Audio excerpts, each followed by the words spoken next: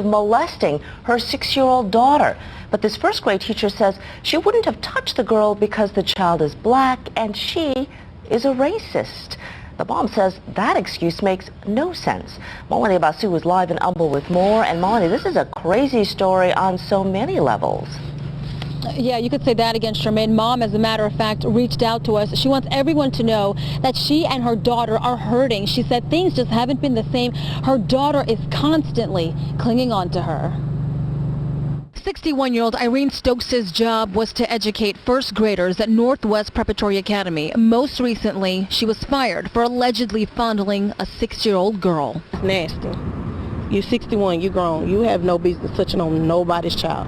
That's the little girl's mom. We're not showing you who she is to protect her child's identity. Law and Order was on, but it was like a subject about that. So I started telling my kids, you know, if anybody ever touch you or anything like that, let me know. A few minutes later, Mom said her daughter started crying uncontrollably. That's when she told me that she touched her. And I said, touched her how? And she said she touched my private area. The girl told Stokes to stop and was allegedly told to stand in the hallway and was refused lunch. These allegations were made when all of the other children in the class were in gym. But Stokes says she didn't do it because she tries to avoid touching children who are black. Because that's basically a dominant black school.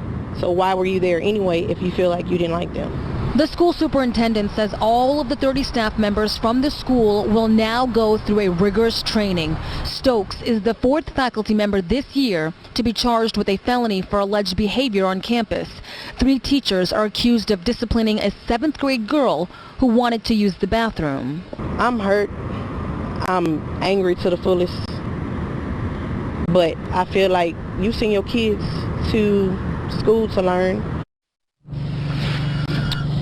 Mom also tells us the alleged incident happened on March 22nd and her daughter did not want to go to school after that. Her daughter, however, is going to school now because Mom told her she has to. As for the superintendent, he would not go on camera. He said it would hamper the investigation and he would not go into details. For now, we are live in Humble. Melanie Basu, That she's KHOU. not a molester and says she can prove it because she claims she's a racist. Andrew Horansky is live with the new details. Andrew?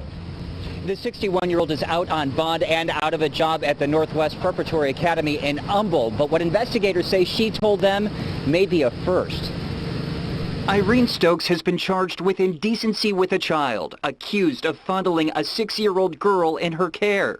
But she says she didn't do it because she tries to avoid touching children who are black. She shies away when they try to hug her, and she admitted to being prejudiced, and she said that she didn't do it. When we went to her home tonight, her husband shied away too. A neighbor told us the family's attorney advised him not to talk. But parents said a lot. Whitney Thomas's son was also one of Stokes's first grade students. To me, I feel like if anybody want to be prejudiced, that's just ignorant. And she said parents were ignorant of what was going on because they were told that Stokes was simply out sick. It's just shocking to hear, you know, that this was the reason why she was absent from school. Court documents say the incident happened March 1st inside a classroom. The girl told investigators she was touched on the outside of her clothes on her private part.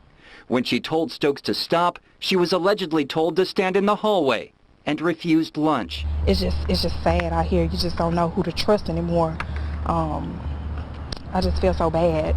Stokes is now the school's 4th faculty member this year to be charged with a felony for alleged behavior on campus. 3 teachers are facing charges, accused of over-disciplining a 7th grade girl who wanted to use a bathroom. And Humble police say they have responded to incidents at this school so far this year at least 24 times. Live in Houston, I'm Andrew Horansky. We haven't had a very collective notion of these are our children. So part of it is we have to break through our kind of private idea that kids belong to their parents or kids belong to their families and recognize that kids belong to whole communities. Once it's everybody's responsibility and not just the households, then we start making better investments.